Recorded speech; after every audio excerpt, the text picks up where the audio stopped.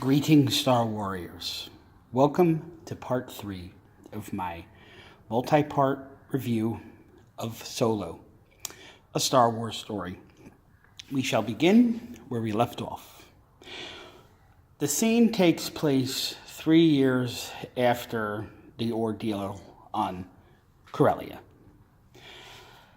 Han Solo goes flying through the air after a very large explosion. Han is in a firefight on the planet Minban. Solo was kicked out of the flight academy. He became an Imperial ground soldier. He is not a stormtrooper. He is a ground trooper. He is in armor that's very similar to what General Veers wore in The Empire Strikes Back. Han is not knocked out from the explosion, but he lost his wind. He is breathing heavily. He takes off his breath mask.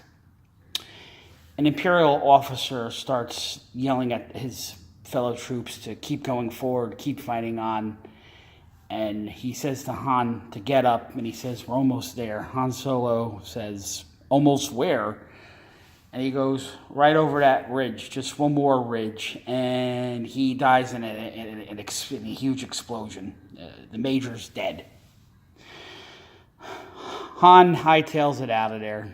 He goes into a giant crater. There's another soldier who's screaming, "My leg, my leg."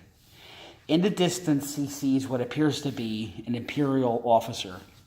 He is dual-wielding two blasters, and he is shooting the Minban resistance. And Han's amazed at his ability. And he's like, Captain.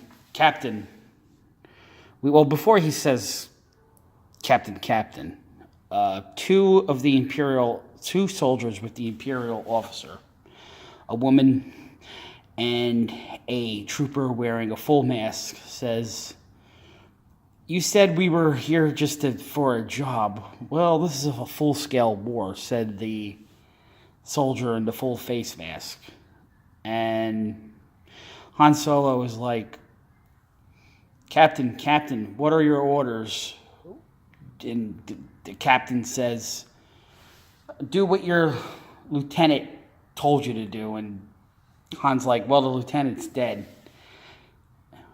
"Who's the ranking officer?" the captain says. Han goes, "You are, soldier." And "You are, sir."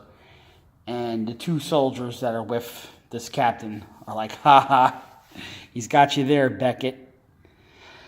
So the female says, the woman says, "What are your orders, Captain Beckett?" "Well, if you want to stay alive, follow me. You four soldiers go with me.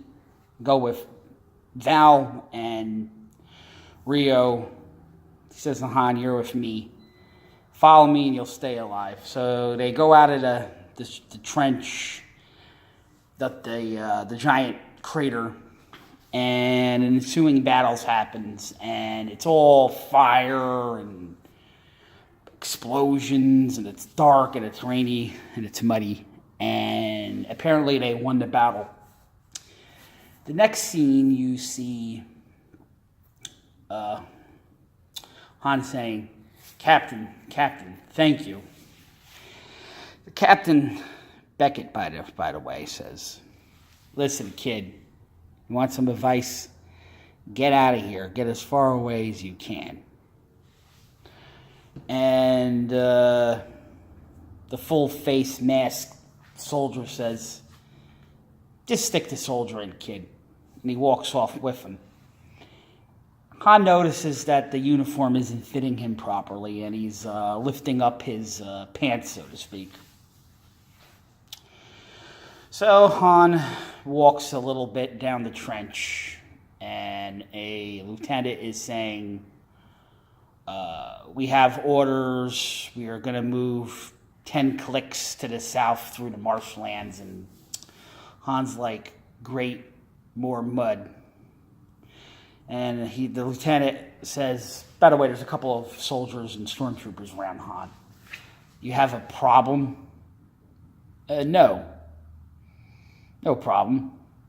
It's just that it's their planet. We seem to be the aggressors.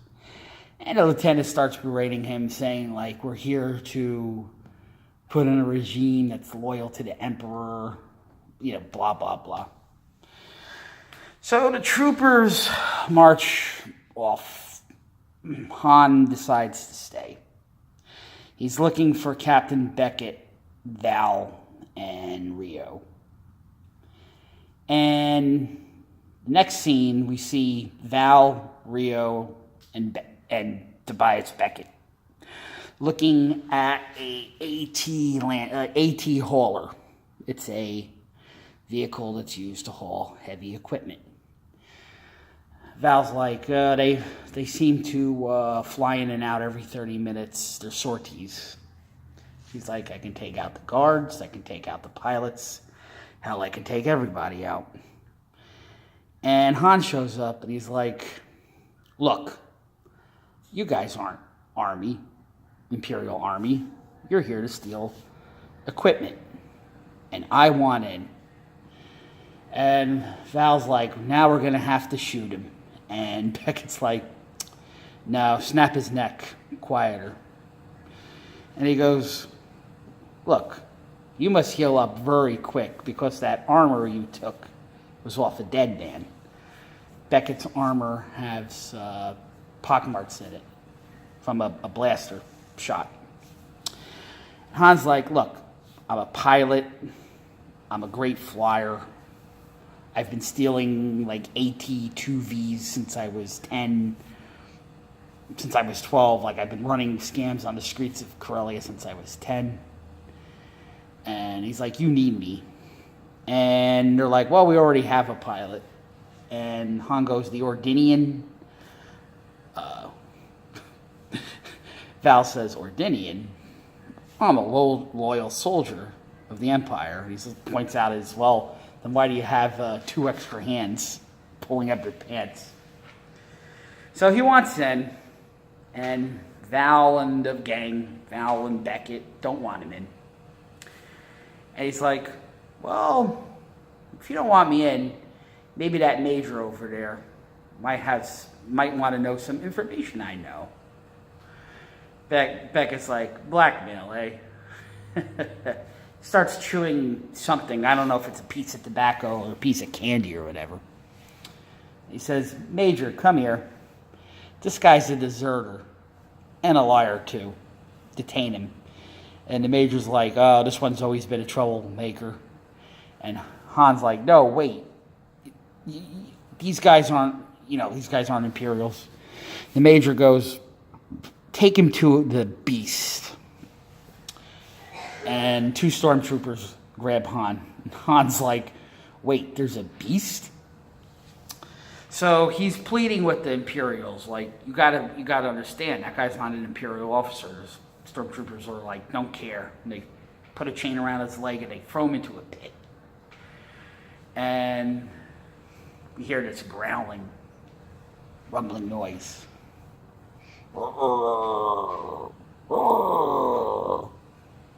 We see a shadowy figure coming out of a hole, like a cave, in this pit. It's Chewbacca, everybody. Surprise, surprise. Han's like, you gotta let me out of here, you gotta let me out of here. And the Imperials on top, they're watching him, and they're like having a happy, fun time. So Han and Chewbacca get into a fight. Chewie starts pushing him down on the mud. By the way, this is a muddy, dirty planet. He's going to drown him in the mud.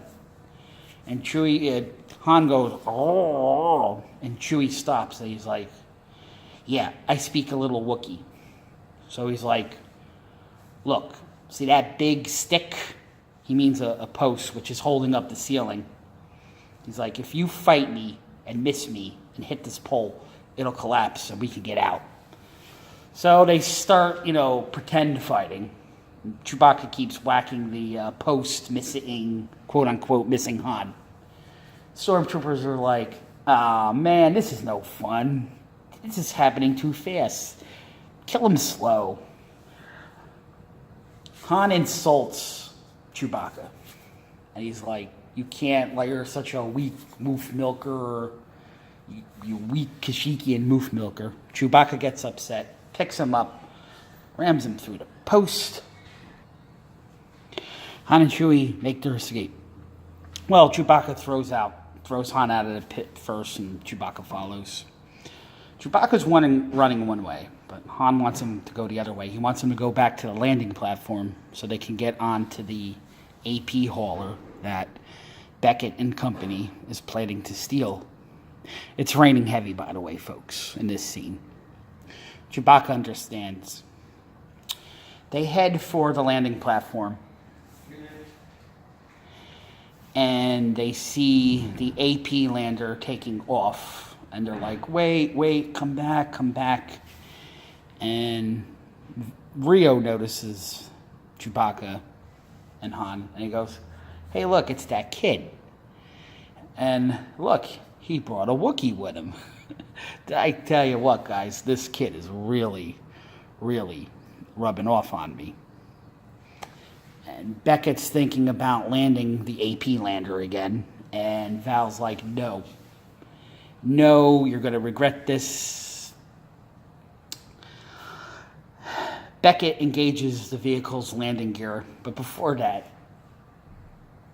Brio makes a joke like, you'll never have a more sound sleep in a Wookiee's lap. Whatever. Okay joke, I guess. So, yeah, it was an okay joke, I guess. Thus concludes the second act. It was an act I liked a lot. The battle and everything, the introduction of Beckett, Tobias Beckett.